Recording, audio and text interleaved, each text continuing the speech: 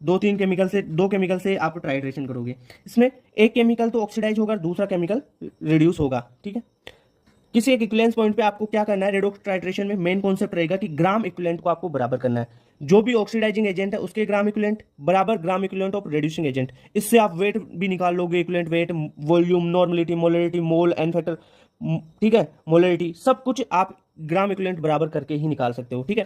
तो gram equivalent का formula क्या होता है सर, ये फॉर्मूले मोल में बताए थे, यहाँ पे बता रहा हूँ। ग्राम इक्विवेलेंट बराबर वेट बटा इक्विवेलेंट वेट होता है। ग्राम इक्विवेलेंट बराबर वॉल्यूम इंटू नॉर्मलिटी होता है। ग्राम इक्विवेलेंट बराबर volume into molarity into N factor भी होता है। ग्राम इक्विवेलेंट बराबर मोल गुना एन फैक्टर भी होता है। अब सर यहाँ पे अपन किस किस की रेडॉक्स टाइट्रेशन करेंगे, एक तो K2Cr2O7 की टाइट्रेशन करेंगे, KMnO4 की करेंगे, आयोडीमेट्रिक टाइट्रेशन करेंगे और आयोडोमेट्रिक टाइट्रेशन भी यहाँ पे अपन करने वाले हैं, ठीक है। अब बात करते हैं K2Cr2O7 टाइट्रेशन की, ठीक है। ग्राम इक्विवेलेंट बराबर करके आप निकाल सकते हो ना, वो वाला कॉन्सेप्ट तो पता है कि ऑक्सीडाइजिंग एजेंट के ग्राम इक्विवेलेंट बराबर रिड्यूसिंग एजेंट के ग्राम इक्विवेलेंट। यहाँ पे देखो K2Cr2O7 है ना, ये एसिडिक मीडियम में गुड ऑक्सीडाइजिंग एजेंट होता है, यानी Cr2O7 जो है डाइक्रोमेट आयन, ठीक है, वो H+ डालोगे तो ये क्रोमियम 3+ में कन्वर्ट हो जाता है, और जो क्रोमियम 3+ है ना, ये ग्रीन कलर का होता है, ठीक है, इसलिए टेस्ट भी देगा।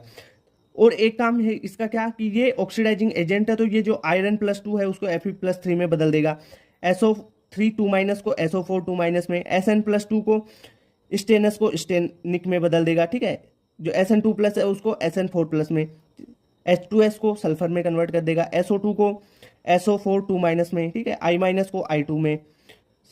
जो ऑक्जिलेट आयन है C2O4, ये 2- होगा यहाँ पे, इस 2- को CO2 में कन्वर्ट कर देगा। NO2- को Cr2O7 2- इसमें कर देगा, NO3- में कन्वर्ट कर देगा। तो ये आपको ध्यान रखना है कि ये क्या करता है, काम क्या करता है, ये ऑक्सीडाइजिंग एजेंट है, यानी देखो +2 से +3 में भेज दिया इसको, तो ऑक्सीडेशन ही तो कर रहा है, इसका ऑक्सीडाइजिंग एजेंट ही तो है ये। सिंपल बात पता हो गया, क्वेश्चन यहाँ से आएगा बस। क्रोमियम +3 में कन्वर्ट हो गया, ग्रीन कलर का होता है, और ये ऑक्सीडाइजिंग एजेंट है, ऑक्सीडेशन करवाता है।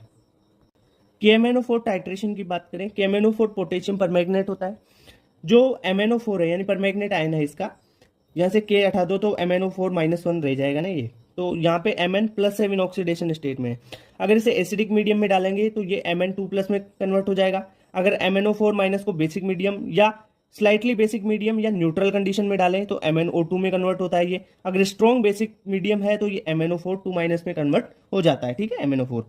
इसका एन फैक्टर पूछा जाता है, जो अगर एसिडिक मीडियम में MnO4 का जो एन फैक्टर है वो +5 होता है, बेसिक या न्यूट्रल मीडियम में 3 होता है, और स्ट्रॉन्ग बेसिक मीडियम में 1 होता है। ये जो KMnO4 है ना, ये भी भाई ऑक्सीडाइजिंग एजेंट है, ये Fe2+ को Fe3+ में कन्वर्ट कर देता है। वही जो काम